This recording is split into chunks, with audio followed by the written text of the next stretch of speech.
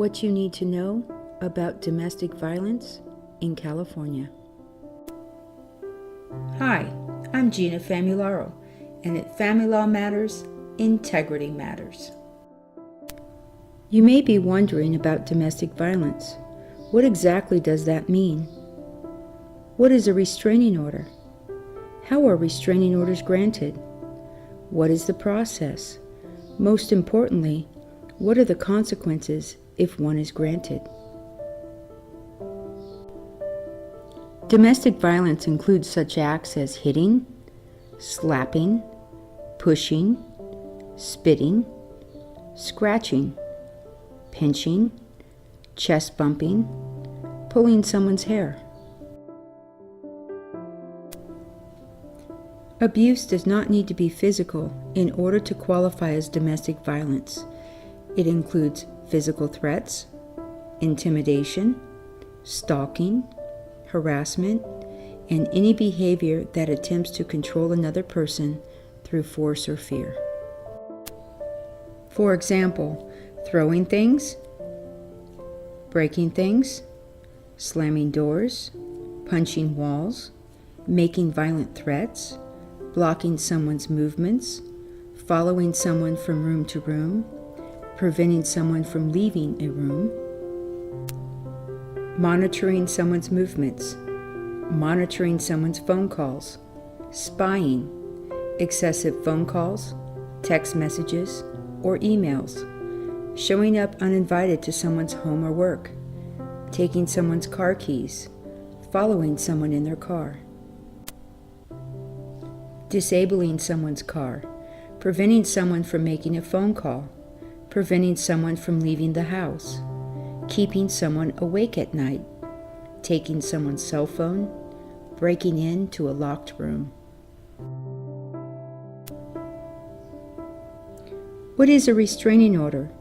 It is a court order that prevents any contact between two or more people,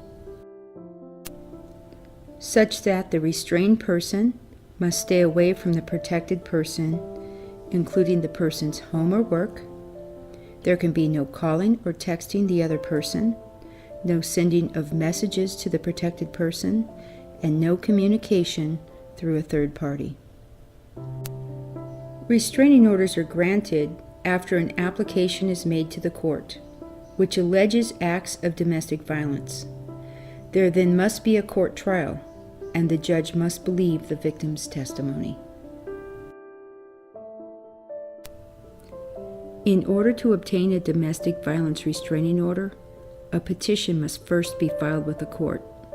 A temporary restraining order will either then be granted or denied. Either way, the court will set a date for a court trial.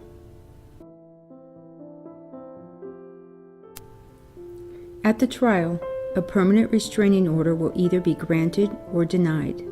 If granted, the restraining order can last up to 5 years.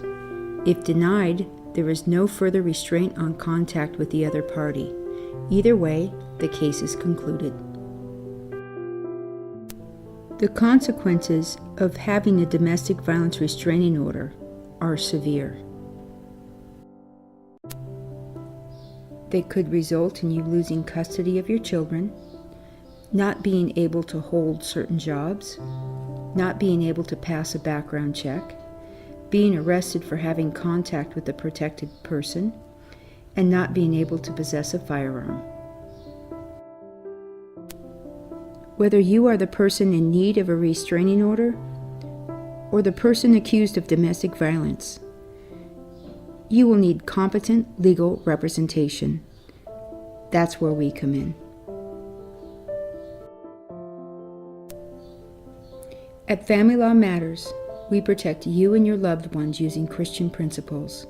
This means we help to ensure that you are treated fairly, your legal rights are protected, and you have your day in court. If you have a domestic violence problem, call our office for a free consultation.